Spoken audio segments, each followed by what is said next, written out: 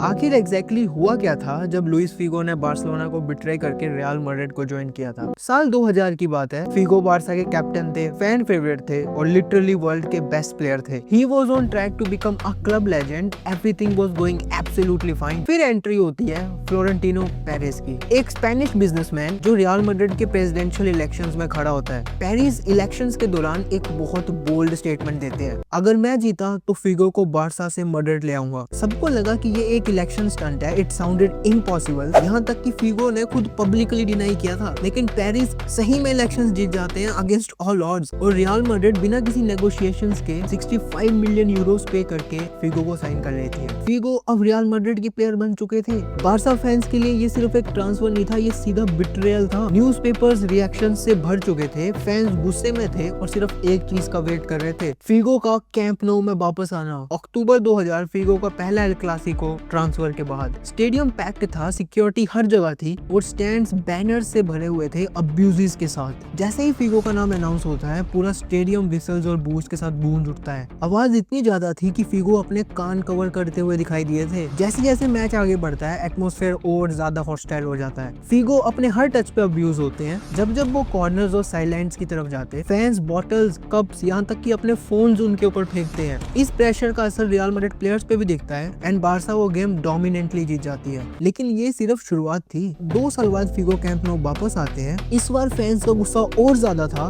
Match शुरू होता है और चीजें तुरंत आउट ऑफ कंट्रोल हो जाती हैं। फैंस लिटरली कांच की बोतलें, लाइटर, कॉइन्स पिच के ऊपर फेंकते हैं और फिर तो हद पार हो जाती है and they throw a head of to the pitch. ये सब देख के सिक्योरिटी फिगो को सराउंड कर लेती है एंड रेफ को प्लेयर्स को डगआउट में भेजना पड़ता है। हालांकि स्टेडियम अनाउंसर के बार बार बोलने पे फैंस चीजें फेंकना बंद कर देते हैं, बट फिर भी मैच बार बार रुकता है और पूरे इस क्योस में फिर कैमरा एक आदमी पे पैन होता है, फ्लोरेंटिनो पेरेस, जो कि स्टैंड में बैठ के ये सब कुछ देख रहे थे and it seemed like he was enjoying the madness जो उन्होंने ही क्रिएट करी थी।